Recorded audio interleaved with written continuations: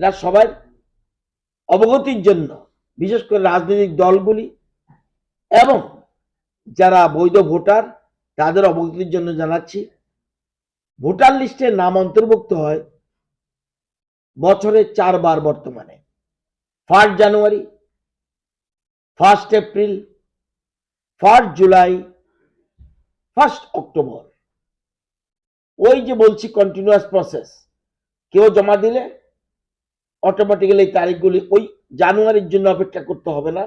Summary revision একবার হয়, কিন্তু এরপরও কন্টিনিউয়াস প্রসেসে না। ওই যে বলছি 17 বছর 8 মাস হলো, যখনই তার 18 হবে অটোমেটিক্যালি 1 এপ্রিলের মধ্যে যে হয়ে যাবে, নাম উঠে যাবে। তো এখন এই কন্টিনিউয়াস প্রসেসের সুবিধা রয়েছে এবং 7 দিনের সময় দিয়ে তাদের হিয়ারিং নিয়ে এগুলি করা হয়। তো আমি সবাইকে অনুরোধ করব যে যেহেতু গুরুত্বপূর্ণ সামারি রিভিশন, সামনে লোকসভা ভোট, এটা আরো গুরুত্বপূর্ণ। সামনে লোকসভা ভোট, সকল স্তরের মানুষ যারা বৈধ ভোটার, যারা নাম অন্তর্ভুক্ত করতে চায় বা যারা আপত্তি আছে এই ভোটার সম্বন্ধে, তারাও আপত্তি দাখিল করতে পারবে এবং যার নামের ভুল আছে সংশোধন করতে চায় তারাও দিতে পারবে। কিন্তু এ পর্যন্ত 1 তারিখ থেকে আজকে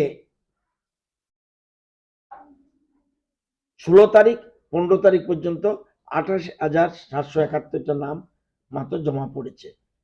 যারা বৈধ আছে তাদেরকে সবাইকে অনুরোধ করব, আপনারা ভোটার তালিকায় নাম উঠানোর জন্য জমা দিন। আপনাদের বিএলও আছে, এটা একটা বিরাট ভূমিকা গ্রহণ করে। বিএলওরা এখন প্রত্যেকের বাড়িতে খবর নেয়, আপনারাও সহযোগিতা করবেন। বিএলওরা এই দায়িত্ব পালন করে। সাথে সাথে রাজনৈতিক দলগুলির কাছে বিএলএ